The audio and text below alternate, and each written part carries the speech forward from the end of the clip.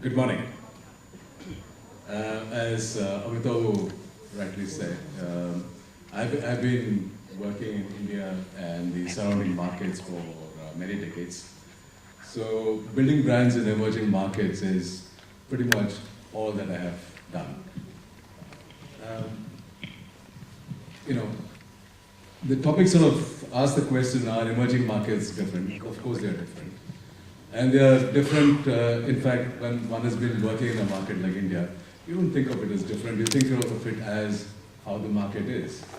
And emerging markets like India have familiar features, you have infrastructure issues, you have issues of crowds, lack of privacy, you have big shocks like demonetization, etc., etc. So for me, that's not really the interesting piece about working. That's just the market that we are in. And whether you're looking at it from the perspective of a mature international operator like Unilever or an Indian operator like Dabur, I think we say that's the market we are in. Within that, how do we compete, how do we grow? And therefore, for marketers, what's far more interesting is the underlying features of emerging markets.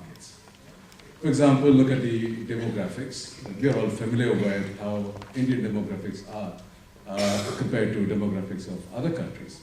But for me, something like the median age of the Indian consumer is extremely interesting because India has got a median age of 28 as compared to Italy of 44. Now, economists talk about the demographic dividend. They talk about how younger countries have a strong GDP growth curve ahead of them. But for me, there is a strong marketing dividend. And I say that because young people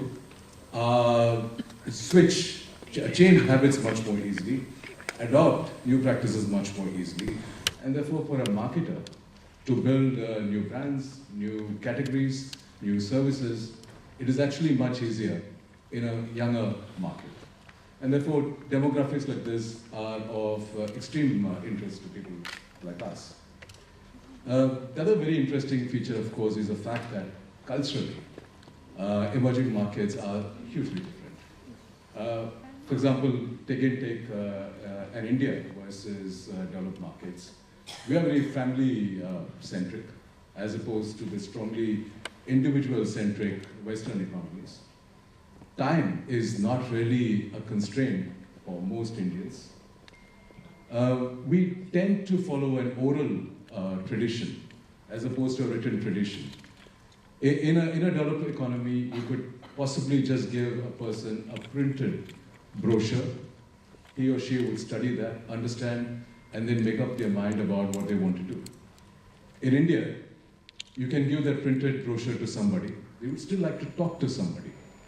They would still like to understand how the machine works, though it's all written out there. And that's just because, in many, many ways, over the many centuries, that's how we have learned. We have learned through transmission by voice.